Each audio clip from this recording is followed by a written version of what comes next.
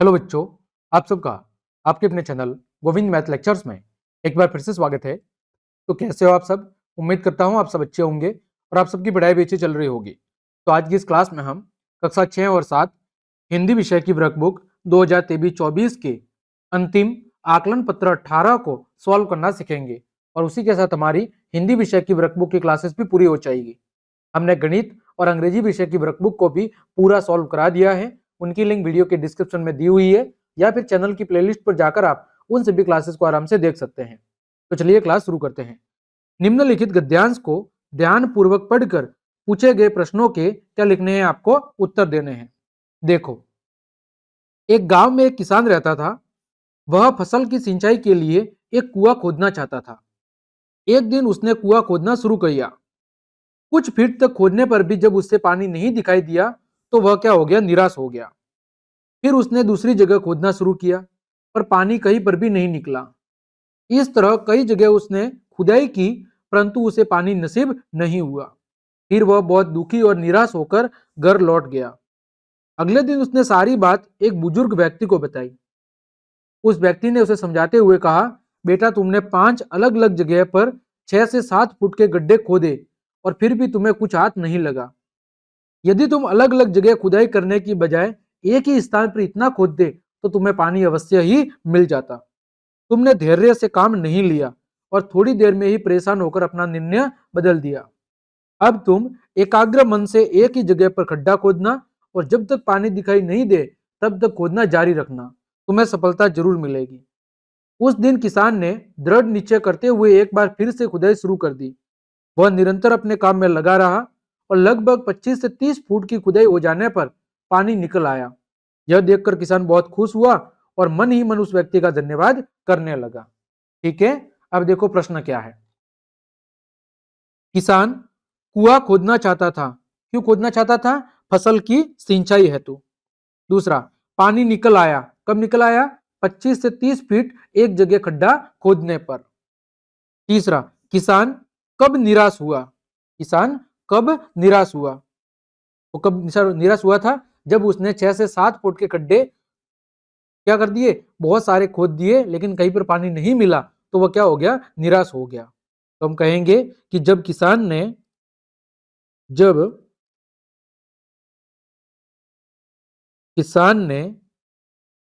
6-7 foot के कई सारे खड्डे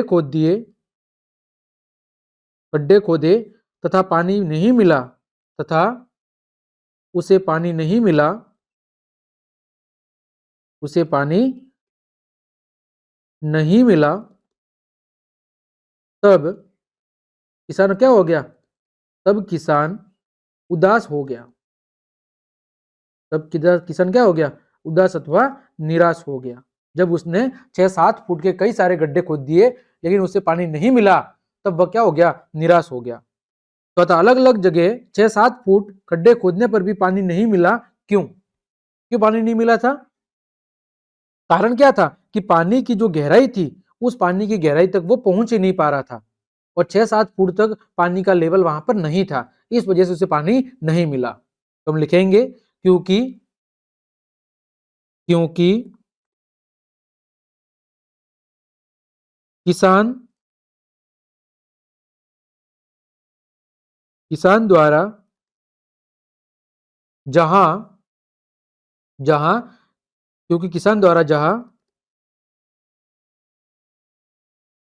पानी के लिए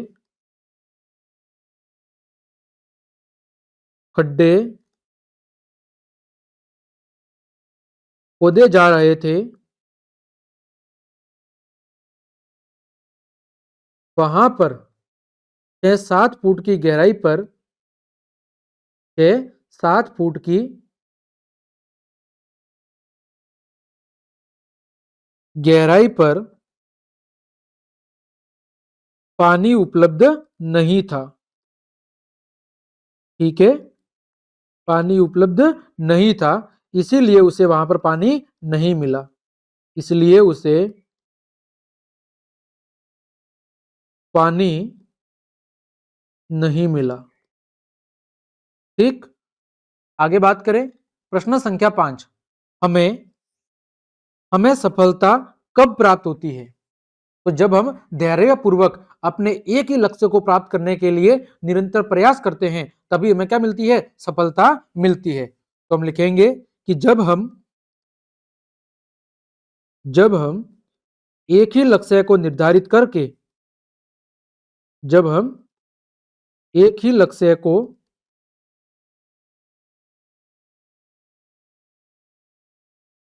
निर्धारित करके धैर्यपूर्वक उसकी प्राप्ति हेतु धैर्यपूर्वक उसकी प्राप्ति हेतु कार्यरत रहते हैं,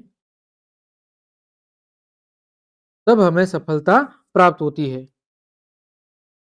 तब हमें सफलता प्राप्त होती है। ठीक है, जब हम एक ही लक्ष्य को निर्धारित करके धैर्यपूर्वक उसकी प्राप्ति हेतु क्या रहते हैं? कार्यरत रहते हैं, तब हमें सफलता प्राप्त होती है। अगला प्रश्न देखो, प्रश्न संख्या 6। क्या परिवार में बुजुर्ग व्यक्तियों से सलाह लेना लाभदायक है? क्यों? तो हम कहेंगे हाँ। हाँ, क्योंकि उन्हें अपने पूरे जीवन का अनुभव होता है। उन्हें अपने पूरे जीवन का क्या होता है? उन्हें अपने पूरे जीवन का अनुभव होता है। उनकी सलाह से किए गए काम में उनकी सलाह से किए गए कार्यों में हमें सफलता अवश्य मिलती है। उनके द्वारा किए गए कार्यों की उनकी सलाह के आधार पर किए गए कार्यों में हमें सफलता निश्चित रूप से ही मिलती है। 7वां प्रश्न है, इस गद्यांश से आपको क्या सीख मिली? तो क्या सीख मिली? तुम कहेंगे इस गद्यांश से हमें सीख मिलती है कि इस गद्यांश से हमें सीख मिलती है कि हमें एक ही लक्ष्य को निर्धारित करके एक ही लक्ष्य को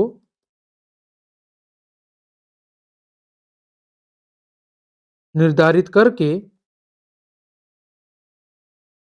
उसकी प्राप्ति तक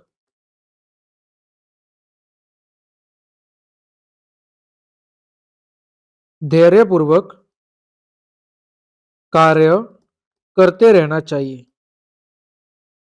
ठीक है, और बड़े बुजुर्गों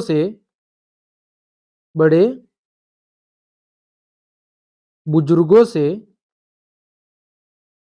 सलाह अवश्य लेनी चाहिए। और बड़े बुजुर्गों से सलाह अवश्य लेनी चाहिए। ये हमें इस कहानी से क्या मिलती है? इस कहानी अथवा गद्यांश से सीख मिलती है। तो इस तरह हमने आपके आकलन पत्र 18 के सभी प्रश्नों के उत्तर बहुत अच्छे से जान लिए हैं और इसी के साथ हमारी आपकी हिंदी विषय की वर्कबुक की जो क्लासेस थी वो भी आज यहीं पे समाप्त होती है। आगे हम आपके कक्षा 6, 7 और 8 की गणित विषय की वर्कबुक वो भी लगभग पूरी होने आई है और जो कुछ बाकी है उसको पूरी करवा देंगे समय पर। ठीक है, तो उम्मीद करता हूं मेरी ये क्लास और मेहनत आपको पसंद आई होगी। तो ज्यादा से ज्यादा अपने दोस्तों को शेयर करें और अगर आपने अभी तक चैनल को सब्सक्राइब नहीं किया है तो कृपया करके चैनल को सब्सक्राइब जरूर करें ताकि मेरी प्रत्येक क्लास की जानकारी आपको समय पर मिल सके। आज के लिए इतना ही। जय हिंद, जय भारत।